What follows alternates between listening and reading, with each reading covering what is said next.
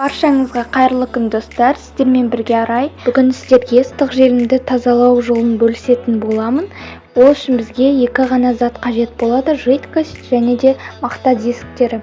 Ең алдымен ыстық желімізді тоққа қосып қыздырып алатын боламыз. Желіміміз қызғаннан кейін тоғынан өшіріп, жидкостьпен жақсылап сүртіп шығатын боламыз. Желім ыстық болады, сондықтан да абайлап сүртіңіздер.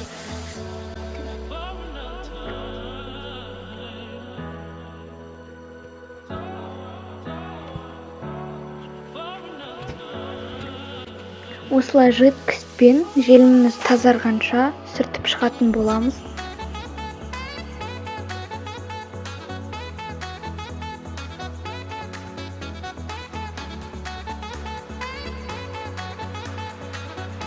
Егер ыстық желім суып қалса, қайтадан қыздырып алыңыздар, себебі жидкостьпен сүрткенде біздің ыстық желіміміздің сырты дұрыс тазаланбай қалуы мүмкін, сондықтан да жақсылап қыздырып тазалаған дұрыс.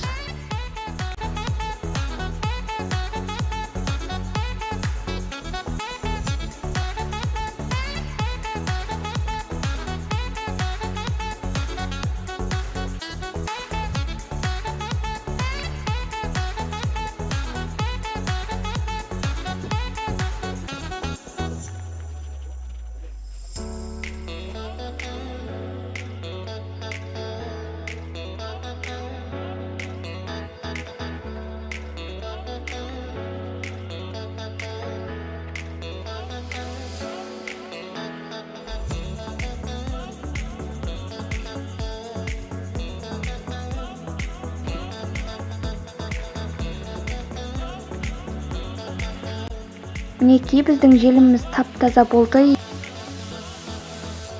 Егер осы видео сізге пайдалы болса, достарыңызға жіберіп, және де менің арнама тіркеліп, лайк баса кетіңіз. Сіздермен бірге болған Арай, сау болыңыздар. Келесі жүздескенше.